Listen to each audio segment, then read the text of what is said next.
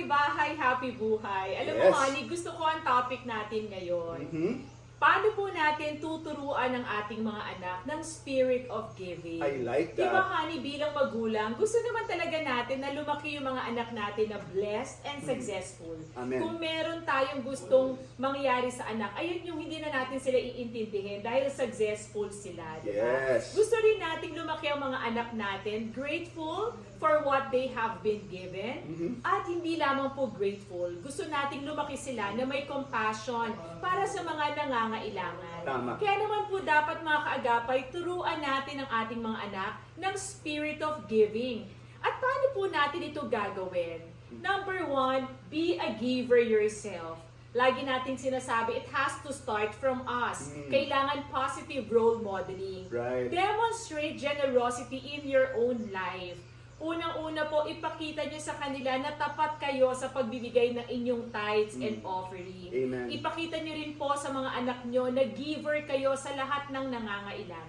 Alam po ninyo, mga ka-happy bahay, happy buhay, if there's one thing Claire and I would like to leave sa aming mga anak, Yes. matutunan nila kung paanong magbigay sa Panginoon That's at sa mga taong nangangailangan. Alam nating lahat that we cannot outgive God. Yes. At kung ano man ang ibigay natin, ibabalik sa atin ng Panginoon, siksik, Amen. digdig at umaapaw. At isa po yan na totoong-totoo sa buhay naming mag-asawa. That's true. Number 2, have an open conversation about why giving is important. Importante na alam po ng ating mga anak yung importansya ng pagbibigay, kung ano yung magiging benefit para sa kanila kapag sila ay merong mapagbigay na puso. Discuss concepts like empathy, gratitude, and the joy of helping others. Yes. I remember one time, honey, sinasama natin yung ating mga anak doing mga outreaches ministry. Ayan. At yan Because ang ating ikatlo. we want honey. them to see and witness sa buhay nating dalawa. Yes. Ang ating third point po is involve them in Yun. your giving.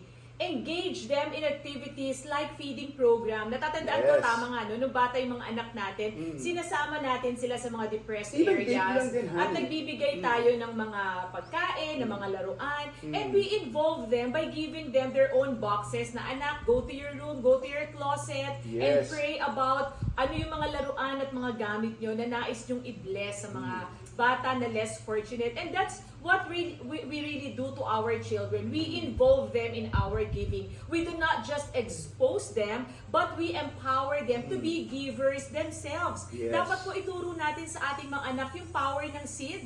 Bata pa lang sila, matutunan nila na whatever they give God, God is able to multiply them. Amen. For God is never a taker. Amen. I remember the power of seed, faith, and harvest. Yes. Ika-apat, celebrate and acknowledge your child's effort in giving back. Yes. That is very, very I-affirm ang important. mga bata, ano? Tama.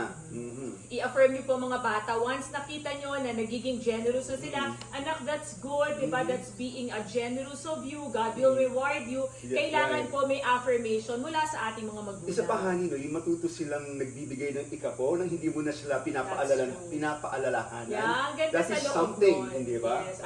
Ako po talagang very happy ako. Every time nakikita ko na nagkukusa yung mga anak namin sa pagbibigay ng kanilang ikapo and offering, kahit wala pa naman talaga sila mga trabaho. Lalong-lalo diba? na, honey, pag panahon ng unang salvo First ng taon, fruits, hindi ba? yes. Yan. Kaagapay, ituro po natin sa ating mga anak what the Word of God is teaching. That as you refresh others, you yourself will be refreshed. Lagi po natin tandaan na ang mag-asawang sabay manalangin. Magtatagumpayan lahat ng suliranin. Ako po si Bong Ako Pineda. pa naman po si Claire para sa Happy Bahay. Happy buhay!